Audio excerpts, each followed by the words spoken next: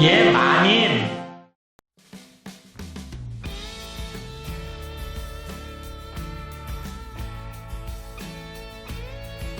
안녕하세요. 돌쇠뉴스 시작합니다. 어제 시사잡지 웨지 칼럼인데요. 제목은 왜 일본은 한국보다 가난해졌는가입니다. 객관적인 자료를 통해 일본이 아시아 각국보다 가난해졌다는 것을 설명하고 있으며 그 원인 분석과 대책을 피력한 칼럼인데요. 반응이 뜨겁군요. 칼럼 내용을 먼저 보시고 이어지는 영상에서 반응을 보겠습니다. 통 끄신 구독, 좋아요. 일본의 생산성이 선진국 중에서 낮다는 것은 알려진 사실이다. 생산성이 낮다는 것은 실질 소득이 낮다는 것이고 가난한 것이다. 세계에서 널리 사용되고 있는 풍요의 지표는 1인당 실질 구매력 평가 GDP이다. 일본은 이 풍요의 지표로 볼 때 한국보다 더 가난해졌다. 먼저 사실을 확인하고 왜 그렇게 됐는지 따져보자. 일본이 늦은 이유로 많은 사람이 주장하는 것은 일본이 캐치업을 마치고 선진국이 됐으니 더는 캐치업형 성장이 불가능하다. 앞으로의 성장을 지탱하는 것은 독창성이라는 설이라고 본다. 하차는 독자성과 독창성을 고집하는 사이에 일본은 풍요에서 미국을 추격하기는커녕 캐쳐가 되어 싱가포르, 홍콩, 대만, 한국에 차례로 밀리게 되었다. 그림 1은 IMF가 추계한 주요국 지역의 1인당 실질 구매력 평가 GDP 추이를 나타낸 것이다. 제일 위에 있는 선이 싱가포르, 다음으로 미국, 홍콩이 미국과 거의 같은 지위에 있다. 2019년 싱가포르의 1인당 구매력 평가 GDP는 9.7만 달러, 미국은 6.2만 달러이다. 싱가포르의 가장 최근까지의 숫자를 넣으면 그래프가 깨져서 다른 나라를 알기 어려워짐으로 제외한다. 이를 보면 1980년대까지 다른 나라보다 높은 성장을 하던 일본이 1990년대부터 정체되면서 다른 나라를 앞지르기보다는 선진국의 최저 수준을 겨우 유지했음을 알 수 있다. 현재 독일, 대만, 프랑스, 영국, 이탈리아, 한국 아래에 있다. 이탈리아는 위에서 떨어져 일본보다 약간 위, 한국은 아래에서 올라와 일본보다 위다. 물론 통상적인 환율로 환산한 1인당 GDP에서는 일본이 1987년부터 2000년에 걸쳐 미국을 추월하고 있었지만 엔고 상태가 되어 추월해도 일본인이 풍부해진 것은 아니다. 1인당 실질 소득을 국제적으로 비교하려면 실질 구매력 평가 GDP로 보는 게 적절하다. 흥미로운 것은 홍콩이다.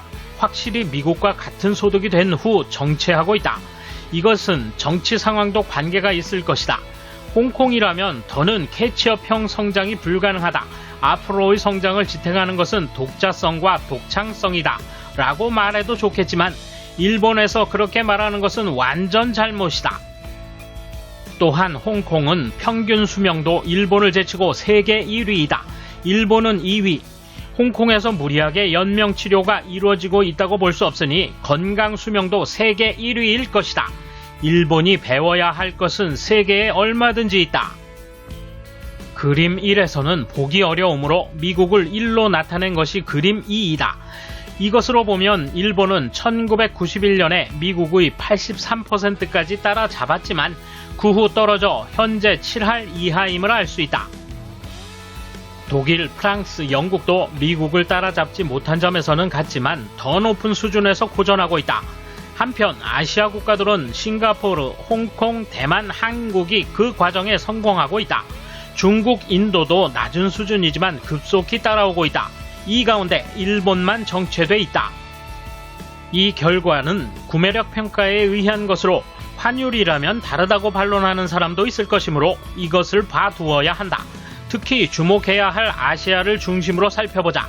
그림 3은 환율로 환산한 1인당 GDP를 일본, 미국, 중국, 인도, 홍콩, 한국, 대만에 대해 살펴본 것이다.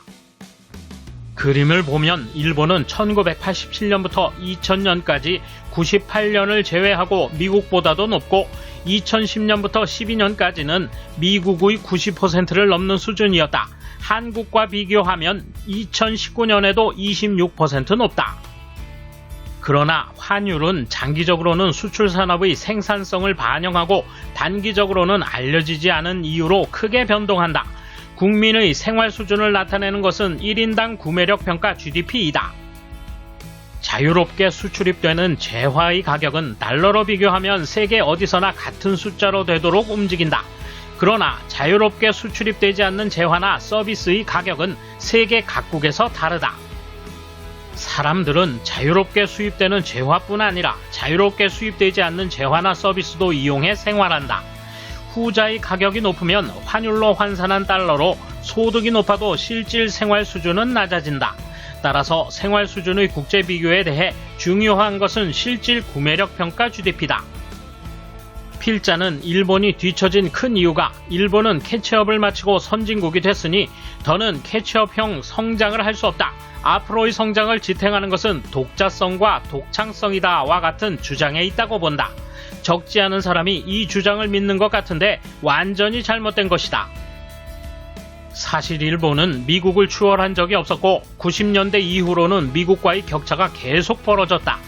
이 사이 아시아 국가들은 꾸준한 성장세를 취해 싱가포르는 미국을 추월했고 홍콩은 미국을 따라잡았으며 대만과 한국은 일본을 추월했다. 일본이 캐치업은커녕 캐치다운하고 있으니 필요한 것은 다른 나라의 뛰어난 것을 배우는 것이다. 일본에 우버가 없고 622L 패널을 만들지 못하며 저렴하게 전자결제할 수 있는 시스템이 보급되지 않는 것은 독자성과 독창성이 없기 때문은 아니다. 농업, 운수, 전력, 금융, 건설, 도소매, 식품 산업 등의 생산성이 낮은 것도 그렇다. 미국이나 다른 나라의 뛰어난 사례를 흉내내지 못하게 하는 규제, 제도, 관행이 있기 때문이다. 산업뿐 아니라 정부 기능도 뒤처지고 있다. 코로나 쇼크 속에서 일본 정부가 세계 수준을 따라가지 못하는 경우가 많이 있는 것으로 나타났다. 전 세계 선진국들이 국민의 소득을 파악하고 경제적 상처를 받은 사람들에게 재빨리 지원금을 배포할 수 있었지만 일본은 그러지 못했다. 세계는 감염자를 스마트폰의 위치 정보 등으로 파악하고 있는데 일본은 전화로 감염 경로를 알아내려 하고 있었다. 결국 인력 부족과 사생활의 벽에 막혀 그렇게 됐다. 또한 세계 제1의 의료 공급 체제를 유지한다고 해왔지만 구미의 10분의 1의 감염자만으로 의료 붕괴 위기를 맞았다. 백신을 만들지 못하고 접종 체제에서도 세계에 뒤처진 것이다. 모처럼 구입한 백신을 전 세계에선 한 병에 6회 맞을 수 있는데 일본에서는 5회밖에 맞지 못한다. 일본 언론은 후생노동성의 설명에 따라 6회 접종할 수 있는 게 특수 주사기라고 전하고 있는데 일본 5회가 특수고 6회 접종 주사기가 세계 표준이다. 귀중한 약재를 낭비하지 않는 것이 좋다. 일본은 세계 표준에 뒤떨어져 있다. 인정하지 않는 후생노동성의 언어 조작에 추정하고 있다. 일본이 뒤처지고 있음을 순순히 인정해야 한다. 풍요로움과 즐거움을 위해서는 세계를 배우고 본받아 적극적으로 받아들이고 새로운 시도를 하는 사람을 방해하지 않아야 한다. 그런 다음 일본의 독자성과 독창성을 생각해도 늦지 않다. 이번 소식은 여기까지입니다. 시청해주셔서 감사합니다. 돌쇠처럼 오직하게, 만인처럼 화끈하게.